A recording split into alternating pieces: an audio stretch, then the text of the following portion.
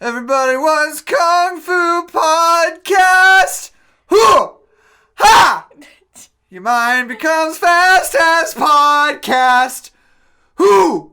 Ha! Oh, the reverb. It was a little bit podcast! Hoo! Ha! A little bit podcast!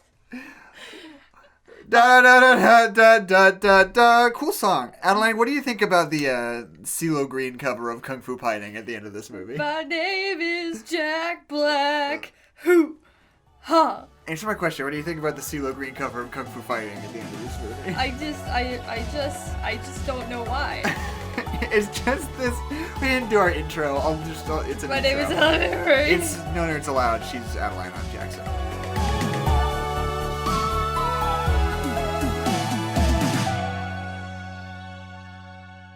So, that is just a cultural artifact that has aged very poorly. Kung Fu Fighting? Yes, because Everybody first of all, Kung Fu Fighting is just a racist song. Yeah, it's fine. And second of all, CeeLo Green got pretty soundly canceled a few years ago. Yeah. And I don't remember why. I think it has something to do with, drunk driving or something.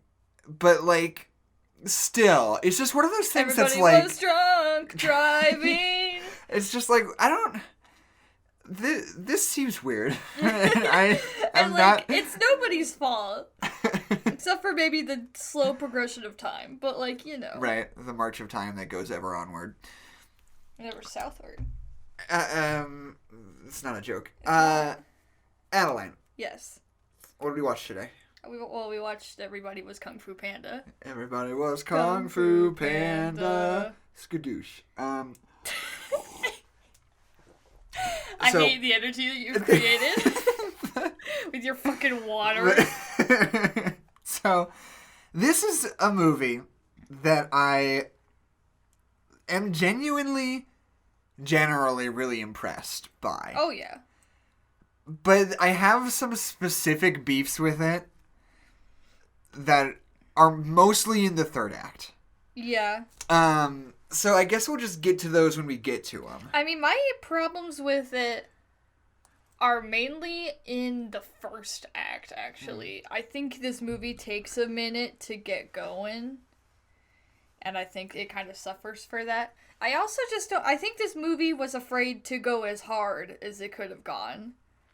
What do you mean by that? Because the second one goes hard in, a major way. I don't remember the second one. Yeah, I know you don't know the second one. I'm telling you, I feel like hard. This movie goes pretty hard. What are you... Well, it's the way that I described this in my notes was that, this movie's got, sprinklings of aesthetic, are all over the movie. The jail has a very specific aesthetic of that color palette of, the red lights and, the blue sparks and, stuff like that. And, there's some cool scenes that have, really specific aesthetics, the end scene that's, at sunrise, that's really cool. Or, the fight between Shifu and Tai Lung. I have to remember all these character names. But, across the board, there's not, a cohesive, strong aesthetic. Yeah, I don't think that's true. I do. Because I think this movie goes really hard in terms of just, being good and having genuine character conflict and having really intense balls to the wall fight choreography. Oh yeah. That's storyboarded the fuck out of. Oh yeah. And that's my laptop fan. I'm gonna have to edit that out later. You should address it some way. It's our friend Fanny. He's a part of every episode. Yeah, just turn it into a character. And that's our mascot, Fanny, the fan on my old ass laptop. Not to be confused with the robot from Robots. That was Aunt Fanny. That's different. Okay. Let's play a game called How Old Is My Computer? I'm gonna guess it's from 2013. Let's see. Anywhere between 2013 and 2015. Wait. How do I find out? I thought it would just tell me the, model of my... Oh, late 2011. Oh, jeez. Late 2011. So, folks, next time, just be more appreciative... Of the computer of the content. No, of the content we put out, because, I'm doing everything that you're hearing right now. All of our Let's Plays, all of our superhero movie video essays, all of our podcasts... are coming to you out of something that was built nearly 10 years ago. So... That's a marvel of engineering. Yeah, truthfully, I think I'm pretty incredible. So I feel like one of the things about this movie that sort of has to be discussed in 2020 is the fact that it is a movie that is soundly and squarely about China. Yes. Featuring mostly white actors? Not entirely. Like 2/3 white actors. Yes. Here's what I have to say. I have a take about this. Okay. I think that today it would be a Chinese cast for two different reasons.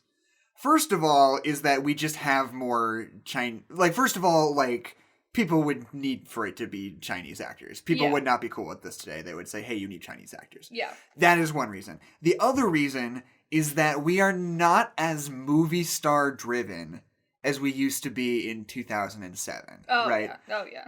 Movies, especially with animated features, right? It's you had to have a big celebrity. Yeah, movies today are a little bit less. You don't necessarily need to have a movie star attached in order to make a blockbuster today. Yeah, what you need is good IP. Yes, which is the difference. But in 2008, that was really important. You had to have a Jack Black or a Leonardo DiCaprio. Or an Angelina Jolie. Or an Angelina Jolie, any of these kinds of things, in order to get your movie off the ground. And the difference is that in 2007, there weren't really many big name Asian actors, especially Chinese actors. I mean, not especially, but let alone Chinese actors. Yeah, because that's the kind that we need. Yeah. Let's just get some Japanese people in here. But, and, they got pretty much all of them, right? Yeah. They got Jackie Chan. Yep. They got Lucy Liu. Yep. And then there were Chinese guys who play the dad and Master Oogway. Yeah. And obviously there's also just a different sort of class of movie stars today. Awkwafina would be all over this today. Yeah. But it's just the difference between needing a Jack Black and getting a Jack Black, or just making a movie about China and just getting somebody who is good. Well, and just there's a difference being this has to be Jack Black, and being wouldn't it be fun if Jack Black did this? Right. I don't know. Who's the name of any of the people in Spider-Verse? I couldn't tell you because they're not Angelina Jolie's. Adeline? Yeah. Jake Johnson. Haley Steinfeld.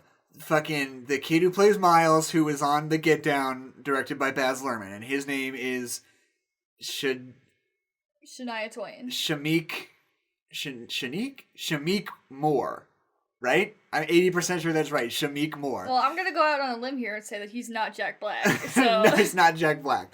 But yeah, that's the thing. I couldn't remember his name for a minute. Yes. Sean Mulaney. Sean Mulaney. Isn't it weird that he's a bankable movie star now? Anyway, what weird times we live in. Right.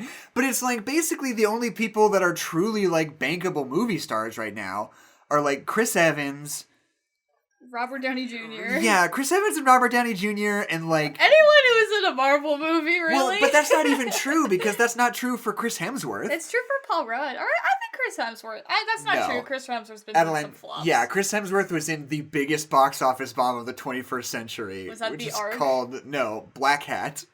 It was a movie by Michael Mann that was about hackers or something. I didn't even hear about that. Which is a weird thing because Chris Hemsworth was the lead, Yeah. Michael Mann is a respected director with a dedicated fan base. Yeah. And everybody says the movie's pretty good. But for some reason, it made $300,000 worldwide. That's so weird. And nobody can really figure out what happened. And it must be advertising, because I just literally never heard about it.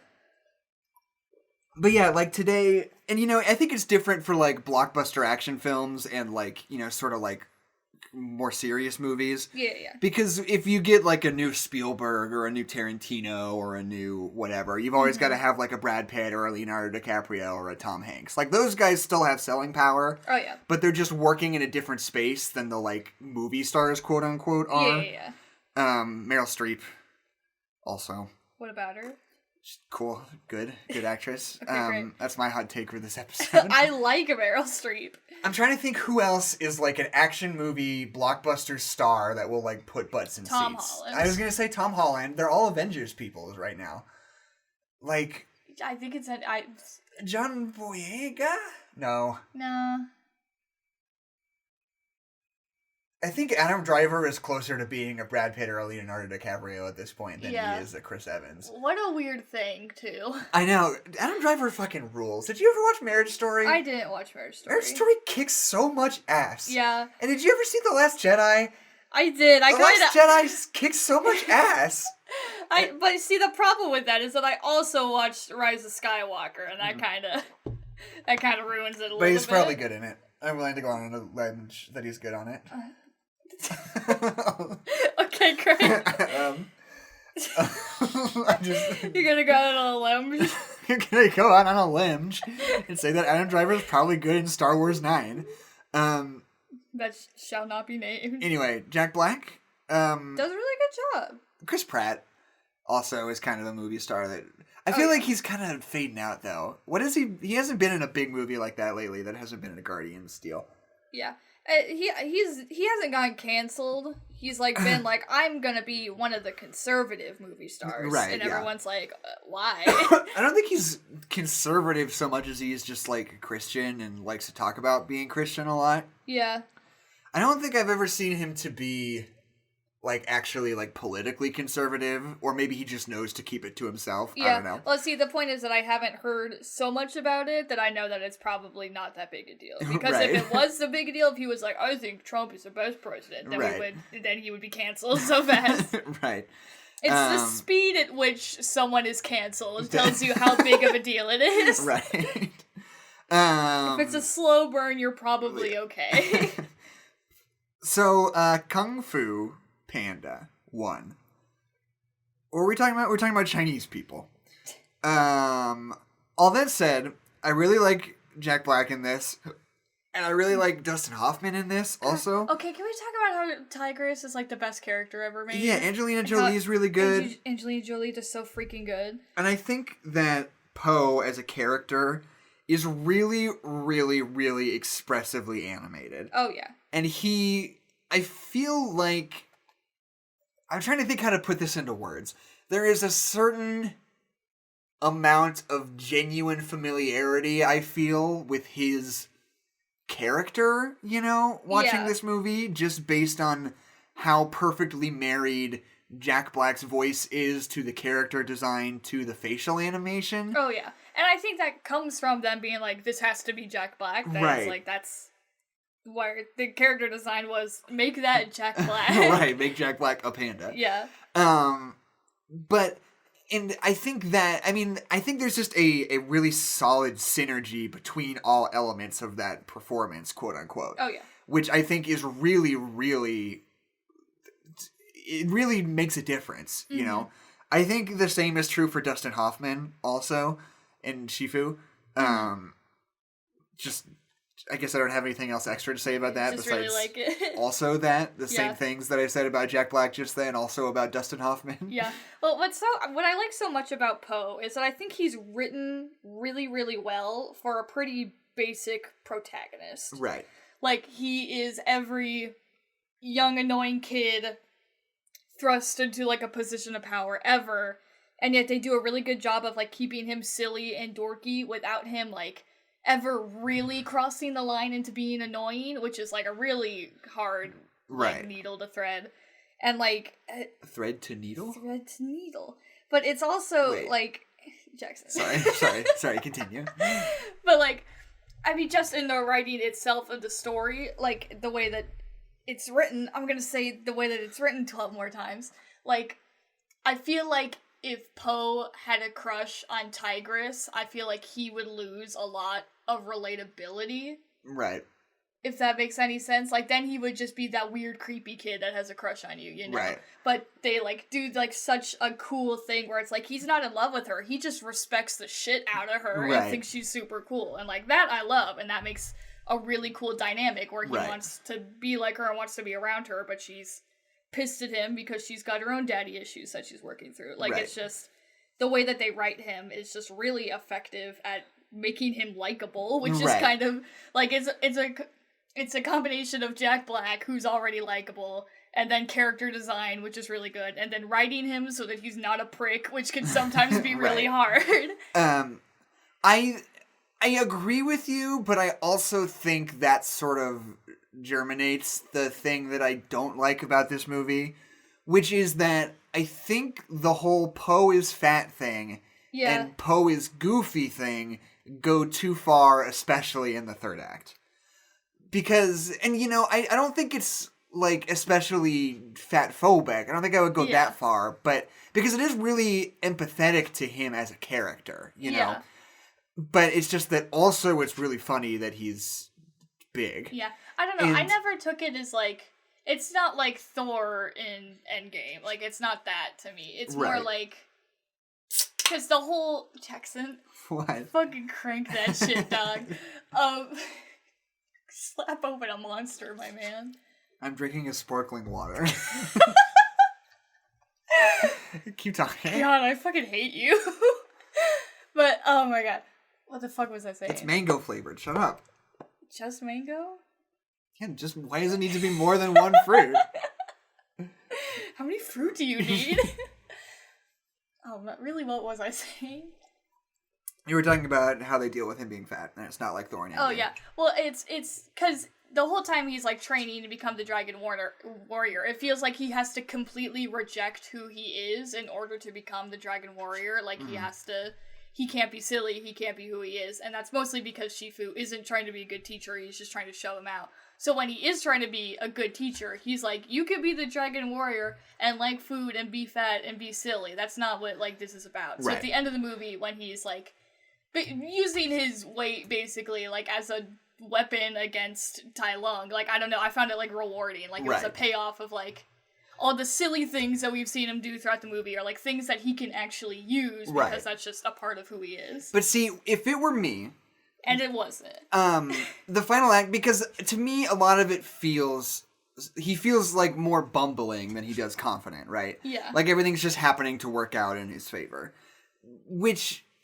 you could argue maybe sort of ties into all the themes of, like, destiny and whatever in this movie. But to me, I think that there are genuinely a lot of things about Poe as a character that would make him actually a good match to fight Tai Lung. Mm-hmm. He's big and heavy, and he can use that weight to his advantage, which they do kind of use. Mm-hmm.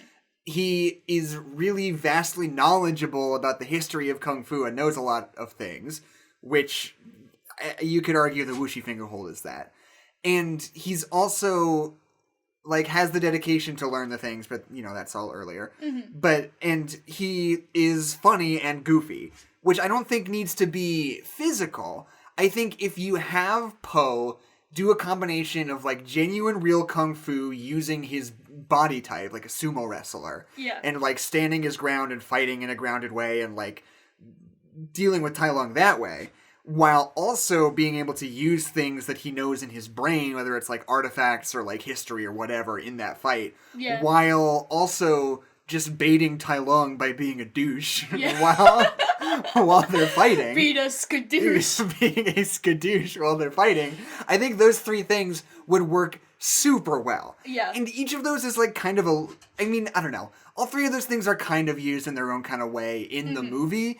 But I want it to be about that, and I want it to feel more confident and more serious and less bumbling and goofy, Yeah. And it can still be fun and entertaining because the funness comes from Jack Black. Yeah. And what he says as he's, like, taunting Tai Lung as he's fighting him. Yeah. But I don't think it needs to be quite so slapsticky, Okay, our dog's in here, so... Our dog. So, hello, welcome. Franklin, do you have any thoughts about Kung Fu Panda 2? You did watch it.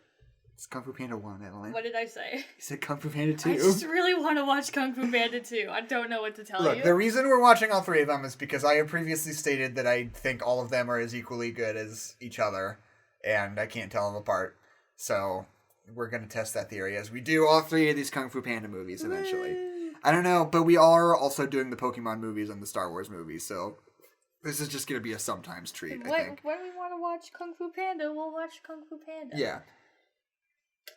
I mean, what is really fun about this movie, like, animation-wise, is, like, how... I don't remember if all of the Furious Five, if they each use, like, a different kind of kung fu. I think they do a little bit.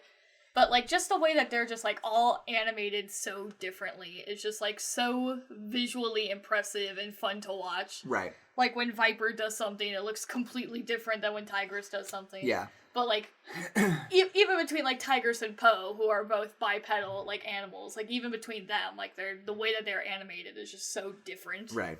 And one of the things I love about the writing of this movie is that each of the Furious Five, like, have a different relationship with Poe. Mm-hmm. I mean, I guess not each of them, but a lot of them, because, like, sort of Mantis and Viper are both, like, kind of trying to be friendly to him and, you know, help him through and be compassionate with him, because they know it's not really his fault, and even if they are bitter about it, they're choosing to be kind in the hopes that, you know, they can help this guy because they know it's not his fault, right? Mm-hmm. Whereas Crane is just sort of Crane and Monkey are both just sort of trying to keep their heads down and be like, I mean, whatever, I don't care. Like, I'm choosing not to engage. I don't care about this at all. Yeah, my room, I'm not going to hang out with you. I'm not going to be a dip tube. I'm also going to be like, hey, get out. I'm just going to try to ignore you as best I can. Yeah. Like, act like nothing is wrong. And then Tigress, obviously, is the one who has, like, a really hostile relationship with Poe in the same way that Shifu kind of does. Yeah. And I just think that's a really cool arc, because it would be so easy to be like, oh, and they're all mad. Because they thought they might get to be the Dragon Warrior, but it's him instead. Yeah, I mean, either way, I feel like it wouldn't have been rewarding in any way. Like, if they're like, oh, they all kind of understand it's not his fault, so they're all friends, and it's like them versus Shifu, and then it's like, but that doesn't... Right. I don't like that. Right, yeah. So, okay, first of all, if we're talking about the movie in a big picture kind of way, but if we're just going to go through it, at the beginning... I like that we never make a big deal out of the fact that he's a panda and his dad's a goose. Yeah. Right out of the gate, something I don't like about Kung Fu Panda 2 is that it feels like it needs to address that, which I don't think needs to be addressed. It's a kid's movie about talking animals. You're the worst. The dad can be a goose. It's fine. And, like, just... I don't know. Maybe I wouldn't mind it if there was just a culture of things always needing to be over-explained in movies like this.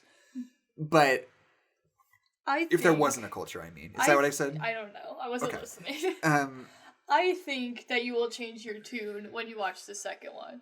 Because, yes, they do explain it, but it's all about Poe, like, trying to figure out who he is as the Dragon Warrior, now that he is the Dragon Warrior, and, like, and then, to an extent, who he is without Kung Fu. Right. And so I think he's trying to figure out several parts of his identity. And I think the question of, hey, Dad, why the fuck am I the only panda in the whole world? I think that's a valid question. I think it's stupid that he's the only panda in the whole world. But, okay, here's the thing, though, he's not. Because... Well, I know, but it's just, like, Tai Lung is just like, you're a panda, and everyone's like, he's a panda. Nobody acts like it's weird that he's a panda. And then we go into Shifu, and Shifu's like, he's a panda. And Tigress is like, he's a panda. Yeah, and suddenly, in the second one, it's like... You're the only panda, and we don't know where all the other pandas but that's went. Because of and a specific destiny thing. Nobody thought or mentioned that earlier. I did. but you okay? But like, so here's my argument, right? SpongeBob, good show, right? I'm gonna kill you. If you're gonna talk about SpongeBob's parents, no, I'm gonna sumo I'm not talking about you SpongeBob's parents. Because we meet his parents and also his grandma. Right, so. No, I'm talking about Pearl and Mr. Krabs. Okay. It's like, it's kind of a joke, and it's kind of goofy, and they like acknowledge it sometimes, but they're never like, okay, here's the story. There was a whale, right? She had a baby, but she didn't want it. She had to go off to her whale thing, and then Mr. Krabs adopted the whale because it was such a poor little baby, and he had enough money to be able to adopt her financially responsibly, so he did so. Do you remember that episode of SpongeBob where Patrick is like, hey, SpongeBob, my parents are coming over. Can you pretend to be dumb to make me look cool? Right. And then it goes exactly how you would expect it to go. Where everybody's just shitting on SpongeBob all the time. But then we get to the end of the episode, and they're like, hey, those two starfish that have been here the whole time aren't your parents. These are your parents. And then the other two starfish just leave. Do you remember that episode of SpongeBob? I don't think they leave at the end. Yeah, they're just like, yeah, we don't have a son. And then they leave. Oh, you mean the first ones? Yeah. Right. don't know. It's funny. I'm just asking if you remember it doesn't need to be explained. Yeah. They're like, oh, we don't know. It was funny and I laughed, so... Right, great. There you go. I mean, I gotta say, I do really like the relationship of Poe and his dad in this movie, because it goes back to the same kind of writing thing as, like, him being, like, this dorky kid who's the chosen one. It's like, oh, you gotta be in the family business, but, like, Poe isn't really interested in the family business. Right. But, like, they handle it in, like, a really, like, naturalistic way. Like, I don't feel like Poe's about to start singing about how he doesn't want to be, like, the family business, About how everyone was kung fu fighting. About how everyone was kung fu fighting. Kung fu panda. I want to be the kung fu panda.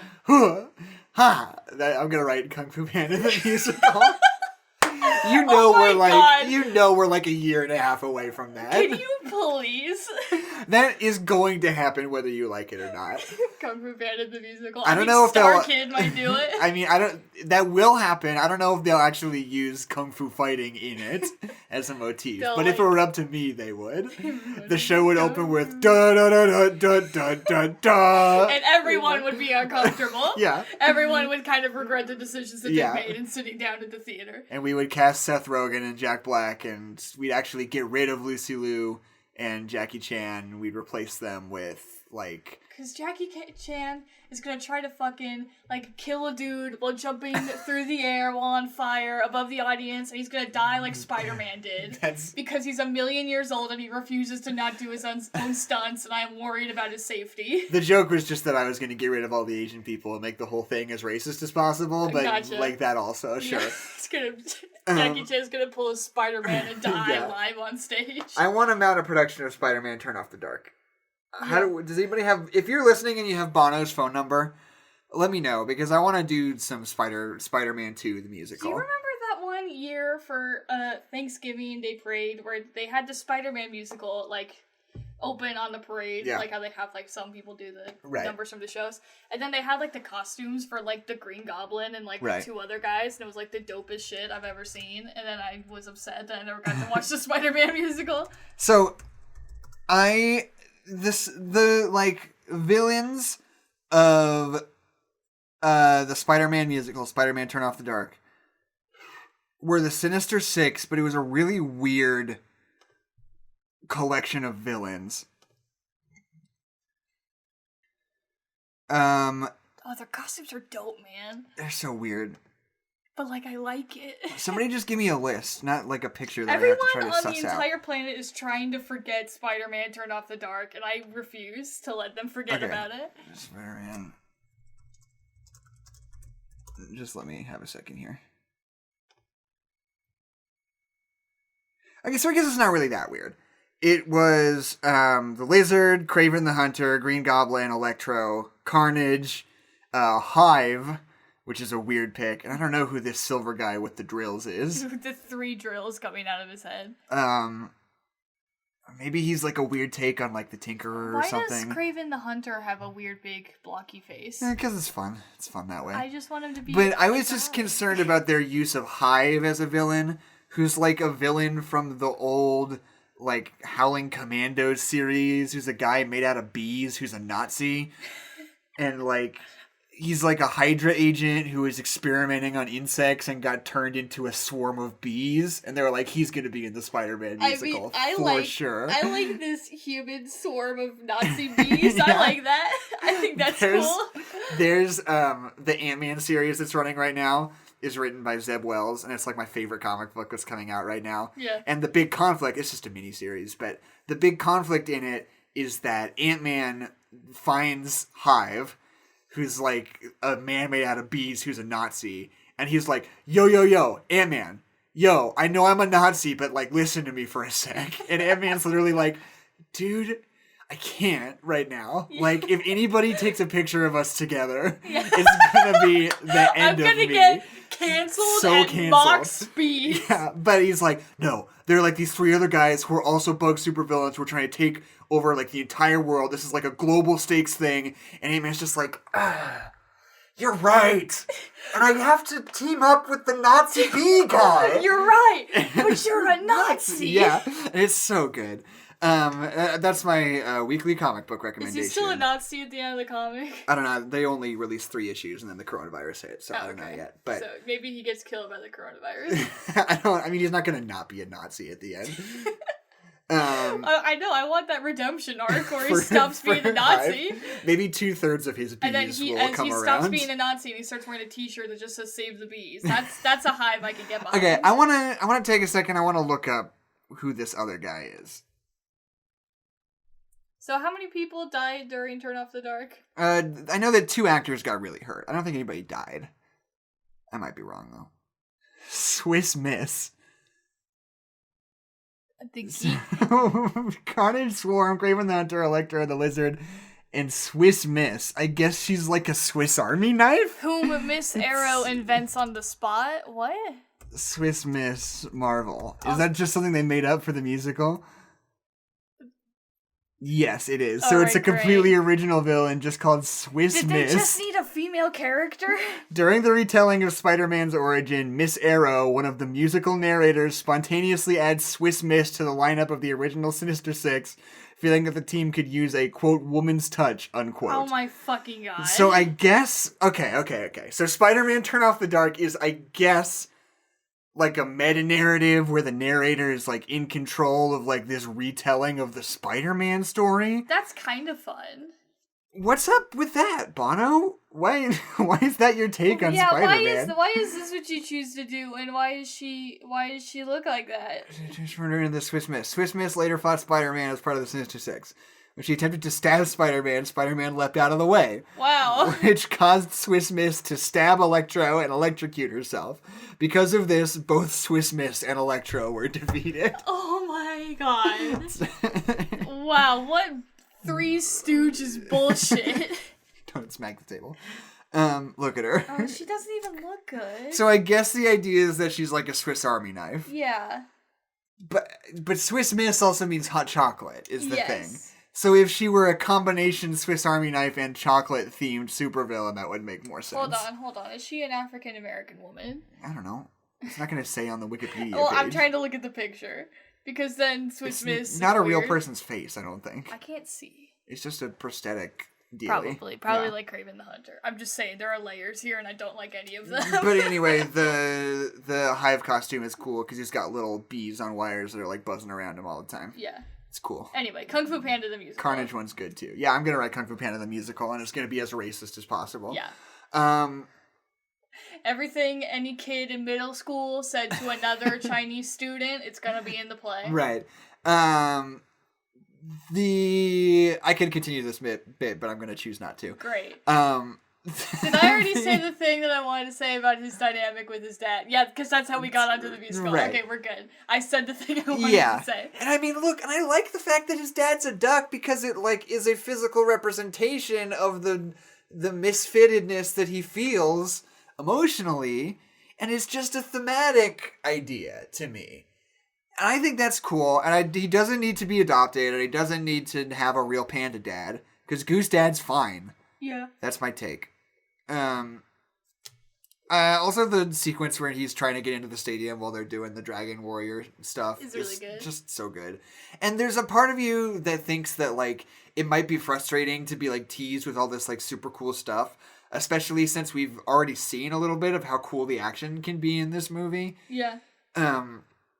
But you just end up, like, I don't know, for the action, quote unquote, is not like fighting, but the action around Poe is still interesting and engaging enough that you don't feel cheated every time you don't see some dope shit happening. Yeah, whatever he's doing is like funny and interesting. So it's not like buffoonery around while something cool happens. It's like, we're doing something creative and funny. Yeah. And also something else is going on. And there's also just, like, plenty of cool stuff in the rest of the movie, you know? Yeah. It's not like you don't feel, like, cheated out of something because you're fully satisfied by, like, what comes afterwards. The fight on the bridge between the Furious Five and Tai Lung is maybe the dopest shit on the whole planet. It's Fast Five. It's not. Furious 7. Tokyo Drift. Are you trying to think of a joke? No, I'm trying. I'm waiting for you to stop breathing. It goes The Fast and the Furious. Yes. Too Fast, Too Furious. Yes. Fast and Furious, Tokyo Drift. Yes. Why are you listing all the names of the Fast and Furious because series? Fast and Furious is the fourth one. Right? Or is it the sixth one? What's the sixth one? Fast 5. The six Fast, 6 Furious? Maybe that one's Fast and Furious. What's the fourth one? Jackson, I'm gonna kill you. Anyway, that's Fast 5, not Furious 5. Furious 7 is the joke. Anyway. You good? You happy with that? Yeah, I'm happy with that. What did you want to say? Well, it's just that whole fight sequence is so cool because, I mean, I think, going back just a little bit, like, the way that they, like, develop Tigress, Shifu, and Tai Lung just, like, so quickly and so effectively, like, in one flashback, is just crazy. And, like, how effective that flashback is, like, so good. Yeah, totally. Here's my thing about flashbacks in movies. I think they can be really effective in telling the audience things that we need to know that we're not necessarily going to be able to experience. Uh-huh. I think flashbacks are only stupid if they either don't tell us something we need to know or show us something that literally happened in the movie. That's, like, my biggest pet peeve of all fucking time. Right. We're watching the movie... Don't show me something that happened 20 minutes ago, because I remember. Yeah. But yeah, like, just that whole sequence is just so effective of, like, setting up the relationship between Tai Lung and Shifu, and, like, how the relationship fell apart, and, like, how it's affected every single one of his relationships since then, especially with Tigress. It's just chef's kiss. Yeah. It's so good. Our dog appears to have just, like, laid down and died. He's fine. It's just, I don't know, I haven't ever known him to act like that. No, he does that. He just like fell over. Fully lies down on his side and like spreads his legs out. And you know, and I think truly the strongest strength of this movie is just the interaction between Poe and Shifu. Because as I said, both of them are so perfectly married to their characters that and the writing is really genuinely good. And their, like, conflict is really simple, but genuine. And I think that, like, narrative tension is just exactly what it should be in this movie. Mm-hmm. You totally feel for and understand Shifu, but you also, like, obviously are sympathetic towards your protagonist, which is Poe. And I guess, like, just their back and forth is one of the most satisfying things about this movie. Oh, yeah. And whether it's just dialogue back and forth or whether it is physically a back and forth, like, no matter what, their relationship is always the thing that's, like, propelling the movie forward. And I think that is the thing that this movie really, really gets right. Mm-hmm. Even though I also think it's stupid that he can just do kung fu when he wants to get to food. That's stupid. Like, fuck off. Well, he's gotta... So and he has to imagine the scroll is a cookie in order to get the It's scroll. The double-edged sword, because he is the chosen one. He is the dragon warrior. But it's like, the whole thing is that, like, anyone can be the dragon warrior. But, like, specifically, Poe is the dragon warrior because he was chosen. But, like, he's gotta have some ability, or he's just gonna get fucking murdered. Right. So, like, we gotta give him some kind of, like, innate ability. Yeah. But I don't think he needs that. I mean, like I said, the things that he has are his, like, encyclopedic knowledge of Kung Fu history and his, like, unique physical stature that he can use to his advantage. And I think having him just happen to already know how to do a bunch of flips if he wants to eat a cookie is fucking stupid and, like, borderline insulting. Fine. Anyway. But, you know, you also had to put something in the trailer. I remember that Sk'Doosh was, like, all over the marketing for this movie. Oh, yeah. And I remember seeing it in theaters as a kid and being like, he doesn't even say Sk'Doosh. Well, until he does, and I was like, oh, there's the Sk'Doosh. This movie is definitely a victim of its time period definitely in marketing, but also in the number of times that they say awesome. Right, yeah. Like, there was definitely, like, a early 2000s phase where for some reason awesome was just like the new quirky kid word. Right, totally. And I don't know really why. It's been in the lexicon maybe since the beginning of time. It's one of those weird things that, like, it felt so... Because, I mean, when I was in, like, 7th and 8th grade was probably when it was at its peak. And, like, at that point, awesome didn't even feel like it was, like, a slang word you were using. Yeah. It just felt, like, so permeated that... Like, it was just part of your natural vocabulary. Yeah, it just, like, it went from, like, kind of being ironic because awesome meant, like, full of awe. Like, it was this huge thing. Right. And then you were using it casually. So it was, like, it was a way to exaggerate whatever you were doing. It's like in Bill and Ted when they're like, oh, that was so triumphant. Yeah, it's like that. But then, for some reason, all of media just used it so much that, like, as a society, we just kind of, like, dumbed down the usage of the word. And now, like, when you say something's awesome, like, nobody... It doesn't sound It doesn't weird. mean anything. Yeah, it doesn't mean anything. It's but just it like, also, that's awesome. You're like, great, cool. But it is also, like, less prevalent now, I feel like. Yeah. I feel like it's not a part of the, like, cultural vocabulary in the same way it used to be. It's not quirky anymore, Jackson. But that's what I'm saying. I don't think it even felt quirky back then.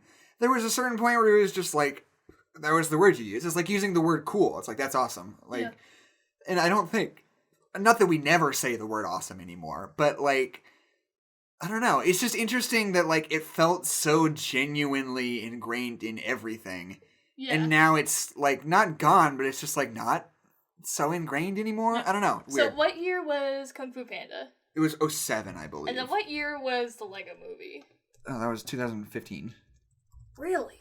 Yeah, hold on. That movie uses awesome a lot. That's true. But I feel like that was in, like, sort of a postmodern way. Yeah, because it's about Legos and children's content. When I googled Kung Fu Panda, the first thing that came up was kungfupanda.com. Let's see what this looks like. It's probably for the TV show. Kung Fu Panda, the Paws of Destiny. Oh, look at that. And they're about... Wow. I didn't realize we still did websites like these. I think... Oh, we can... Oh, dude. Oh, the new horse... Or the new Spirit show... Where Spirit is owned by a little rich white girl. God, I hate that so much. Anyway. So this is just like a subsection of the DreamWorks website. That's lame. Yeah, okay, so Kung Fu Panda was 2008. Yeah. Yeah, that makes sense. No, yeah, I mean, Lego Movie is definitely like a different era than Yeah, it's definitely taking... It's definitely, like, not necessarily commentary, but just, like taking the energy of Legos. I feel like Legos are definitely tied to that, like, age of, like, the overuse of awesome. So that makes sense.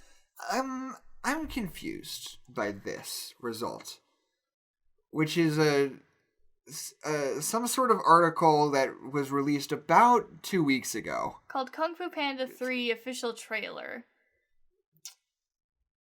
But that movie has... Oh, maybe it was just an update to the wiki entry. Okay, I was about to say, that movie came out a while ago. I was like, who's still doing Kung Fu Panda 3 coverage?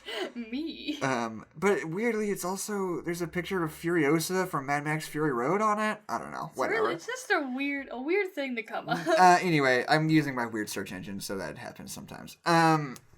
Because you love the planet and hate getting information fast. Yeah.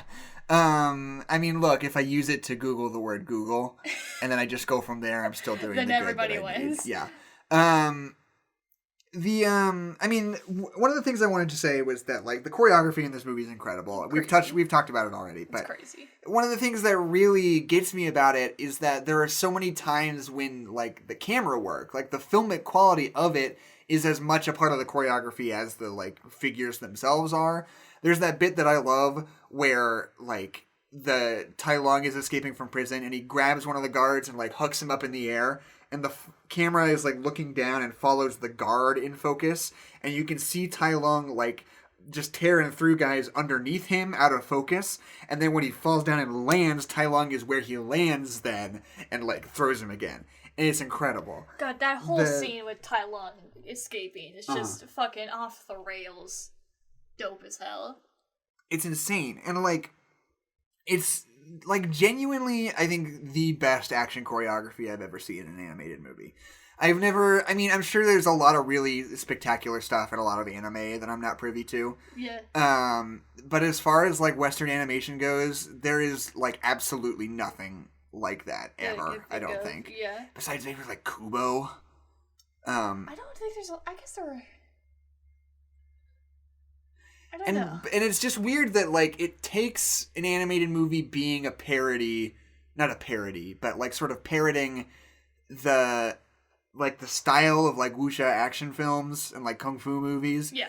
To, like, actually take action seriously, you know? Yeah. Like, Into the Spider-Verse, I think, is the closest thing to another, like, action animated movie that we have.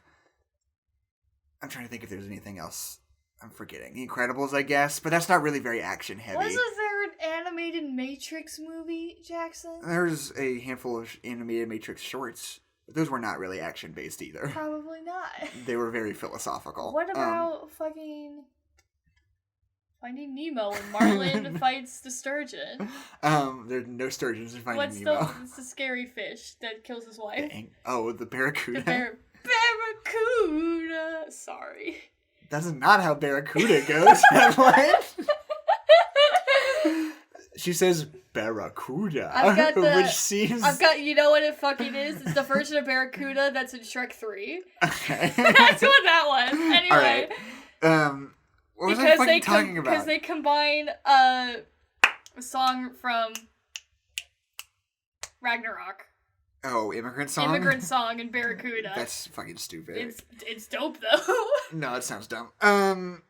But yeah, like, even Spider-Verse is not necessarily as choreography focused, you know? Yeah. I feel like that movie is really heavily invested in its visuals, but the actual, like, movement of the figures within those visuals isn't necessarily as high of a priority. Is that fair to say? Like, it's just, as far as, like, Western animation goes, like, this is kind of the only thing. I don't know, and I guess I still haven't seen Kubo front to back, but Kubo was sort of drawing from the same inspirations and doing a lot of the same kinds of things, you know? Mm-hmm. Because it's really just a ripoff of Kung Fu Panda, I'll say it. We'll say it here. Say it. Hot take. The whole Wuxi finger hold thing is funny. It's good. I think that's good. It's a fun callback. And then he says Sk'Doosh at the end, and we all laugh. We all like it. Oh, you know what I remember? In the trailers and stuff, he would always say Sk'Doosh when he bounced a guy off his belly. Yeah. He'd go, Sk'Doosh! Boom. And everyone thought that was really hilarious. Yeah, because you're all in elementary school. Yeah, we were like, that's so great. And we would, like, run around, like, bouncing off each other saying Sk'Doosh. Yeah. Simpler times, man. I don't know. Sometimes I still do that. Sometimes I throw a rock at my friend just to feel something.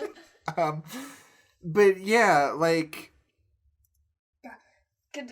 We talking about this movie in a weird way. Like, we talk about it as a whole, and then we, like, really, like, scrutinize on, like, one single part of it. Right. But, like, the fight between Shifu and Tai Lung at the end of the movie, where Tai Lung is just, like, basically holding him off, and he's like, I'm gonna let my son kill me in order to save everybody else. Right.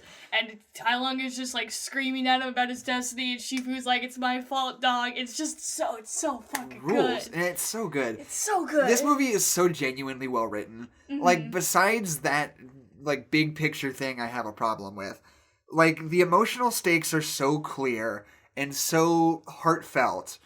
And the dialogue is so clean, and it can be really goofy and really serious, and, like, almost sort of, like, what's the word I'm looking for? Like, not pompous, but, like... dramatic? Yeah, it could be, like, that's not the word I'm looking for, but it works.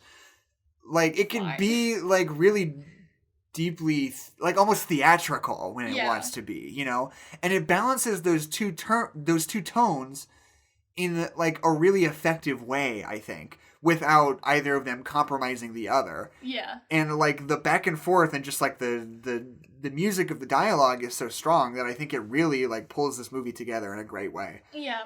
Like, when, after that fight and Po comes and talks to Tai Lung, and Tai Lung, I think it just goes back to, like, the writing of Po. Like, when Tai Fu approaches... I just call him Tai Fu. Tai Fu. I combine Tai Lung and Shifu. That's not my fault. It's the movie's fault. Kung Fu Panda. When Kung Fu Panda shows up.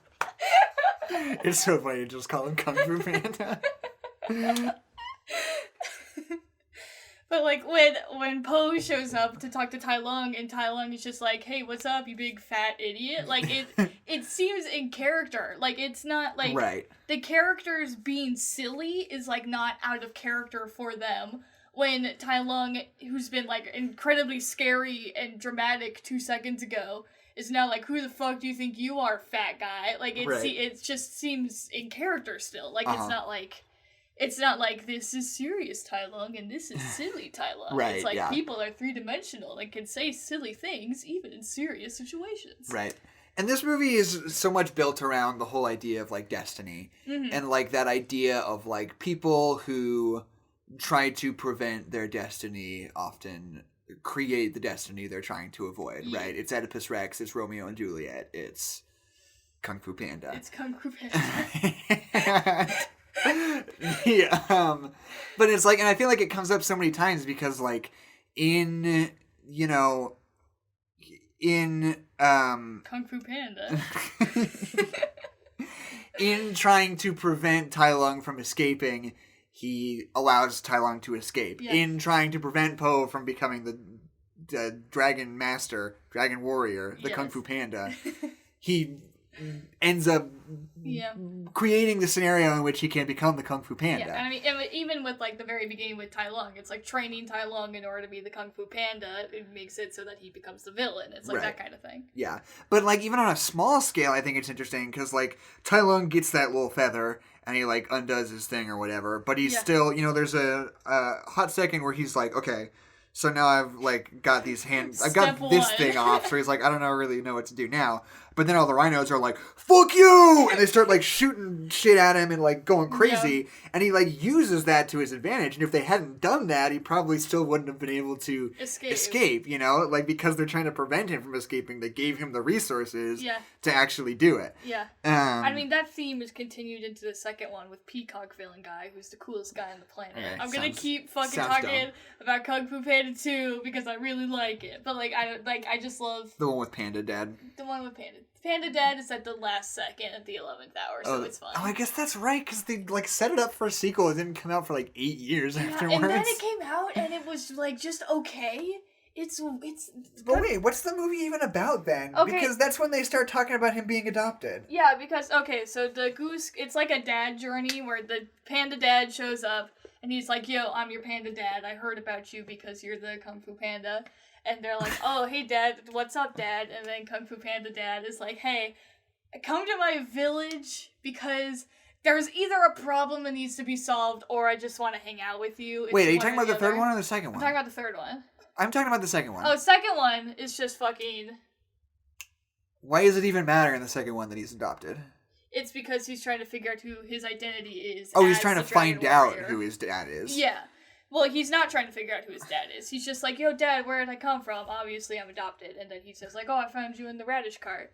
And he's like, cool, it doesn't matter where I came from, because you're my dad, and this is who I am, and I'm happy with that. Or it could just actually be his dad, whatever. And then we get to the third one, and he's like, what's up, I'm Panda Dad. Come, freaking J.K. Simmons wants to wreck my whole shit. Can you...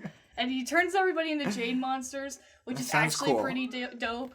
And it's, like, the first time in the whole series that they actually use, like, dragon iconography for the Dragon Warrior. Right. Which seems a little bit too late, but it's fine. Too little, too late. I'm trying to think. The sequence where Po and Shifu are training rules.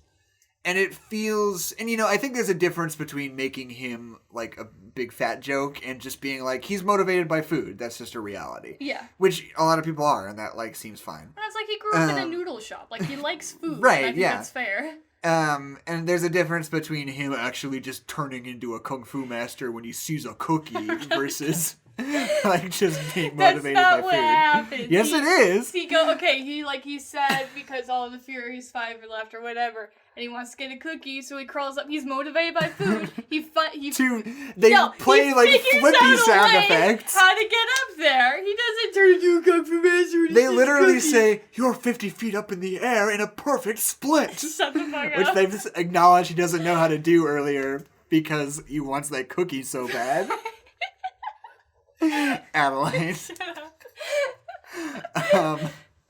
But, like, it's genuinely, like, there's something about that sequence where Shifu is just like, okay, fuck it, let's do it. Like, I've come around, I'm swallowing my pride, and I'm saying, let's do this. And there's that bit where it's like, and it's cheesy, but he's like, up on that rock, he's like, do you want to learn Kung Fu?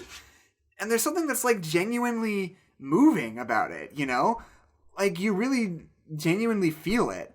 And, like, and there's, like, also that moment where Shifu starts to, like, smile halfway through their, like, fun dumpling fight. And it rules. And their, like, relationship feels so genuine, and the progression of it feels so natural. Well, and I think it's because the whole movie, we've been told that Shifu is this amazing trainer and master. Mm-hmm. And we really only see that as a disciplinary kind of thing. Like, as a, like, being on everybody's ass and being super strict. And then we don't see, like, the real part of being a teacher, which is being kind and working with people and motivating people. So when we finally do get to see that side of him, because he's allowing us to see it, that's what makes it so moving. Right. This is a little tiny thing. Yep. I wouldn't have made the scroll a mirror. I think that's stupid. I like, just have it be blank, that's fine. But it's like, oh, and also it's you. It was in your heart all along. But here's what you didn't know. Yeah. It's a tiny thing. It's like a little detail. But it's like, no, it's blank. Do you think what's the turtle's name? Oogway. Oogway. I was gonna say oolong, and that's not right. I just think everyone's name is a food.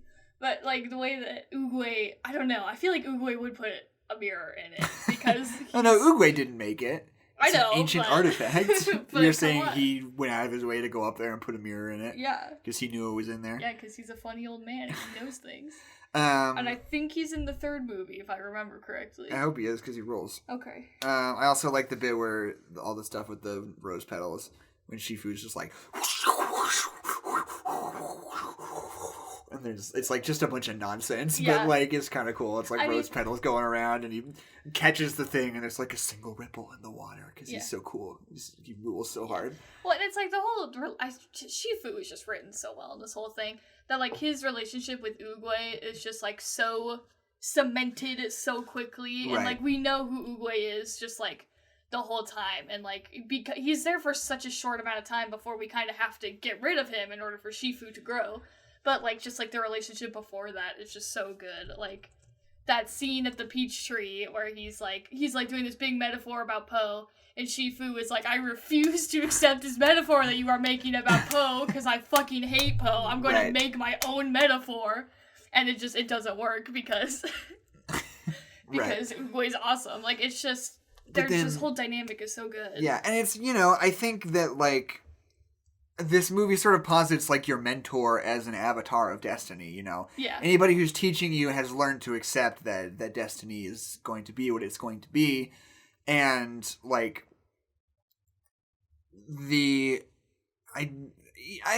it's interesting because, like, give me just a second to center my thoughts.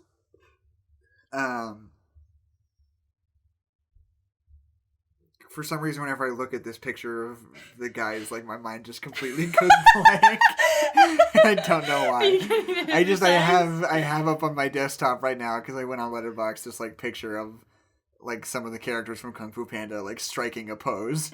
And for some reason, whenever I look at it, just, Jackson like, everything just I was trying to think... slack jaw. Just everything I'm trying to think of just goes away. But yeah, it sort of conflates, like, obeying your mentor with submitting to destiny. Yeah. Like, there's a difference between, like, submitting and being passive and understanding what is going to happen and taking action to ensure it. But, yeah, I guess that's the whole thing I was going to say. They just sort of conflate those two ideas in an interesting way. Yeah. And I'm also interested in the idea that, like, Shifu plants that little peach tree and then it shows up at the end. Yeah. Because, like, what's that mean, though? Because it sounds like that peach tree is because of Shifu's free will, so, like, what's up with that? Are they saying that Shifu was, like, a little bit right? Like, just, like, a little bit right, even though he was mostly wrong? I'm going to ignore what you're talking about and say the thing that I want to say. Okay.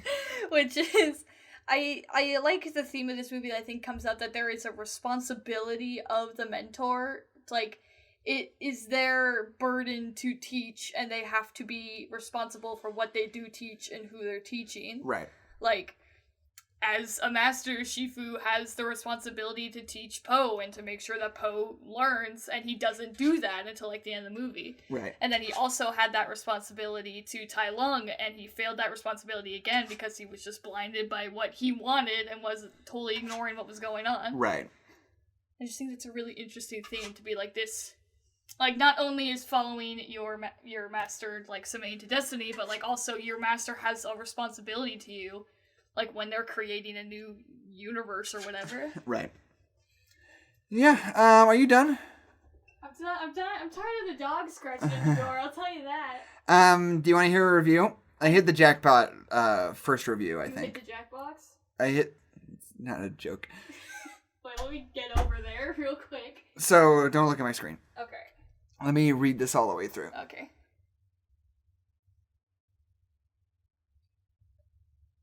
Okay, so, do you want to hear... Did it pass the not racist check? Yeah, it did. Do you want to hear a 1/2 of 1 star review of Kung Fu Panda? Oh, 1/2 of 1. I can't read. I'm just looking at it. This review comes from Letterboxd.com. They say, I'm so tired of these fat fucking pandas and their stupid fucking possum or whatever the fuck senseis doing their dumb kung fu shit. Fuck Jack Black. He could have played the panda in live action. It still would have sucked. Fuck this movie and fuck its shit. What is this for? Wait, hold on. So they're positing that they would have liked this movie better if it was live action. I think what they're trying to say is just Jack Black is fat. Yeah. But also, through saying so, they are, in fact, yes, positing that it would have been better in live action somehow. But still not good. That's the important part. Right, but still not worth seeing. But just better. Also, I'm so tired of these fucking pandas. Which is just... You didn't watch the film, sir. He's the last panda. So anyway, my name is Jackson McMurray. My name is Adeline McMurray. And this is No Nerds Allowed. Franklin keeps freaking scratching at the door to get in and get out, and I'm